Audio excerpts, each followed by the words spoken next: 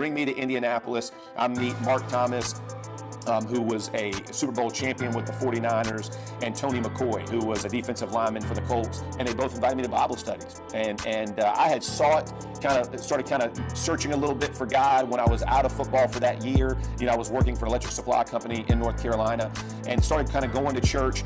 I had a guy sit me down when I was going to get married and say, hey, you need to go before the Lord and repent of the way you've lived. And I didn't really get it. I mean, I heard it, I didn't really understand what it meant. And then when Tony and Mark really began to speak into my life, and they asked me, what do you want your legacy to be? What do you want it to look like? Do you want it to be one of these guys you're going to play football with?